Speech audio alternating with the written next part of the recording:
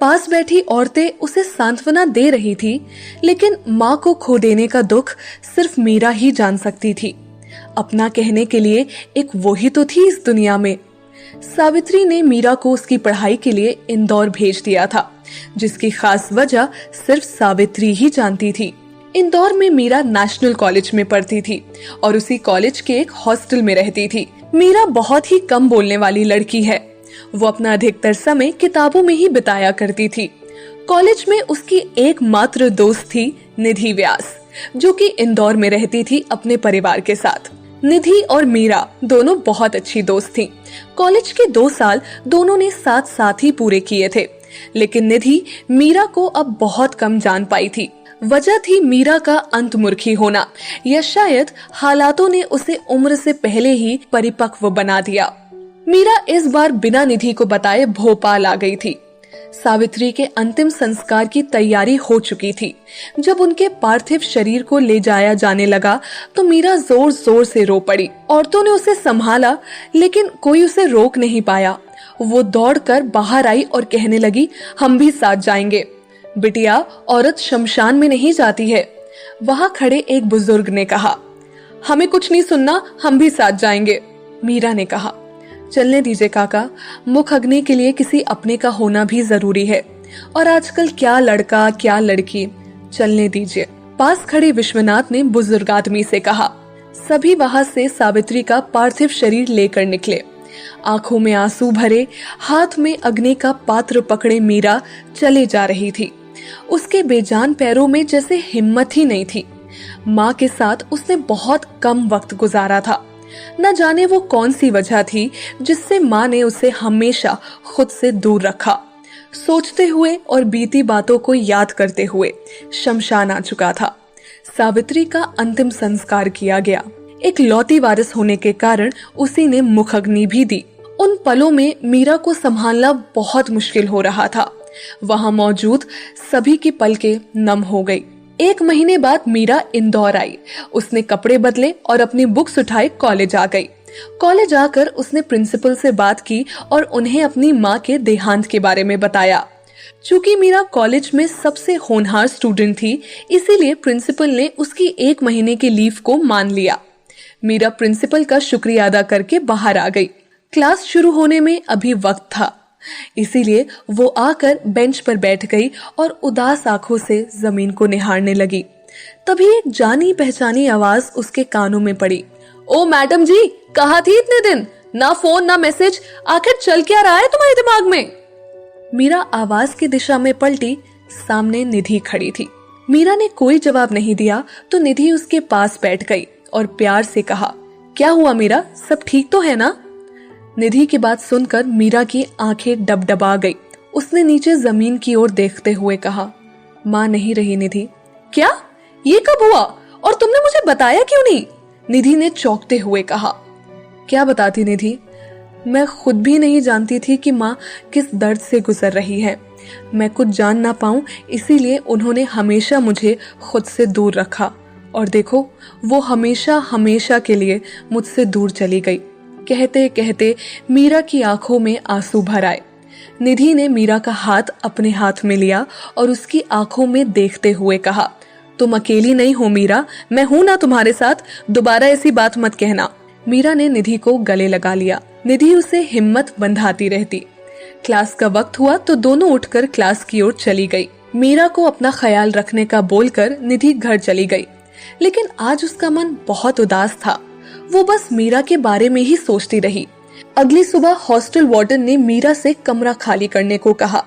पिछले 1 महीने से उसके कमरे का किराया नहीं आया था। मीरा ने कुछ दिन की परमिशन मांगी, लेकिन वार्डन ने साफ शब्दों में उसे कमरा खाली करने को कह दिया। किसी ने उसकी मदद नहीं की। मीरा ने अपना सामान समेटा और बैग में जमाने लगी। उसके पास जो पैसे थे वो तो माँ के अंतिम संस्कार और उसके बाद के कामों में खर्च हो गए थे। अनजान शहर में आखिर मदद भी ले तो किसकी? मीरा बहुत ही स्वाभिमानी लड़की थी और इसीलिए उसने अपनी ये परेशानी निधि को नहीं बताई। भोपाल वापस जाने के अलावा मीरा के पास अब और कोई रास्ता नहीं था। अपने बैग लेकर वो हॉस्टल से निकल गई। निधि जब कॉलेज आई तो क्लास में मीरा को ना देखकर उसने अपने साथ बैठी रागिनी से पूछा, जो कि उसी हॉस्टल में रहती है। ए रागिनी, मीरा कहाँ है? वो कॉलेज क्यों नहीं आई?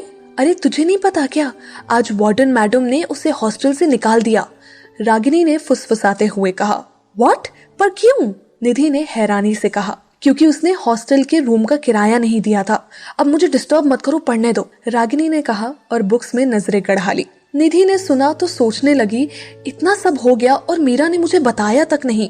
ये लड़की भी ना, इसे समझाना सच में बहुत मुश्किल है। पता नहीं इस वक्त वो कहाँ होगी। मुझे जाना होगा। निधि ने अपना बैग और बुक्स उठाए और क्लास के बाहर निकल गई। कॉलेज से सीधा वो हॉस्टल आई और मीरा की रूममेट से पूछा। रूममेट ने बताया कि मीरा वापस अपने घर जाने की बात कर रही थी। निधि वहां से निकली और तुरंत रेलवे स्टेशन आई। ट्रेन जा चुकी थी। निधि हताश हो गई। उसने उदास नजरों से ट्रेन को जाते हुए देखा और जैसे ही वापस जाने को मुड़ी, उसकी नजर बेंच पर बैठी मीरा पर गई। निधि खुशी से दौड़कर उसके पास आई, लेकिन अगले ही पल उसकी खुशी गुस्से में बदल गई और उसने कहा, समझती क्या हो अपने आप को, और ये इस तरह मुंह छुपाकर कहाँ जा रही हो? मुंह छुपाकर नहीं जा रहे, बता कर आए थे रागिनी को, मीरा ने धीमे स्वर में कहा। और तुम्हें लगता है मैं तुम्हें ऐसे जाने दूंगी? निधि ने गुस्से से कहा। पर अब यहाँ करेंगे भी क्या? वार्डन ने भी हमें हॉस्टल से निकाल दिया है, मीरा ने कहा। वार्डन की तो तुम ये बताओ, तुमने मुझे क्यों नहीं बताया? निधि के इस सवाल पर मीरा खामोश हो गई। निधि उसके बगल में बैठी और कहने लगी, मीरा, तुम सिर्फ कहने के लिए मेरी दोस्त नहीं हो। कॉलेज में बहुत सी लड़कियां हैं, लेकिन मैंने तुम्हें अपना दोस्त चुना। जानती हो क्यों?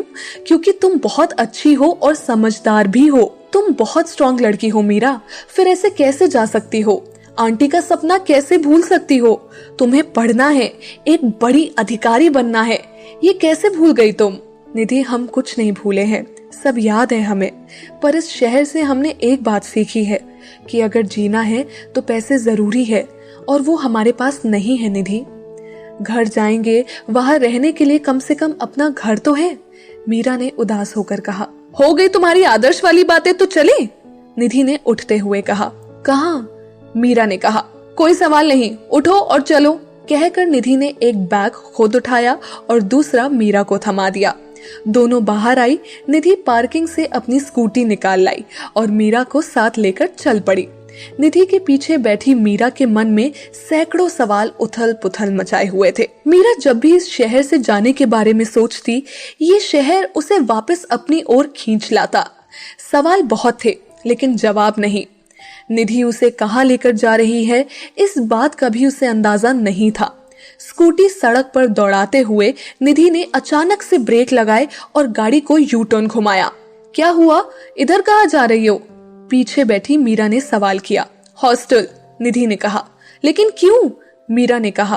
तू चल तो बताती हूँ, कहकर निधि ने स्पीड बढ़ाई और कुछ वक्त बाद दोनों हॉस्टल के सामने थे। निधि ने स्कूटी साइड में लगाई। उसने मीरा का हाथ पकड़ा और उसे लेकर अंदर चली आई। वार्डन सामने ही खड़ी मिल गई। निधि उसके सामने आई। उसने अपने जेब से कुछ रुपए निकाले और वार्डन के हाथ में थमाते हुए कहा, ये रखो अपने पैसे, और आज के बाद किसी लड़की को इस तरह से हॉस्टल से मत निकालना। वक्त पर किराया देंगे तो कोई क्यों निकालेगा, पर ये लड़कियां घर वालों के पैसे तो ऐश में उड़ा देती हैं और फिर किराए के नाम पर रोने बैठ जाती हैं। वार्डन ने मुंह बनाकर रुपए गिनते हुए कहा, चुड़ैल, तेरी हिम्मत कैसे हुई मेरी दोस्त के लिए ऐसा बोलने की? मैं तेरा मुंह नोच लूंगी, निधि ने वार्डन से उलझते हुए कहा। लेकिन ऐन वक्त पर मीरा ने उसे रोक लिया और कहा, निधि, ये क्या कर रही हो? छोड़ो उन्हें, मैं मुंह तोड़ दूंगी इसका। इस हॉस्टल की लड़कियां चाहे जो करती हो, तुम ऐसी नहीं हो, निधि ने गुस्से से मीरा से कहा। तुम प्लीज यहाँ से चलो, प्लीज, मीरा ने निधि को लगभग खींचते हुए कहा। निधि वहां से चली गई तो मीरा वार्डन के पास आई और बहुत ही धीमे स्वर में कहा, निधि ने जो किया उसके लिए हम माफी मांगते हैं मैम। एक बात और, हर लड़की यहाँ ऐश करने नहीं आती है, कहकर मीरा वहां से चली गई। बाहर आई तो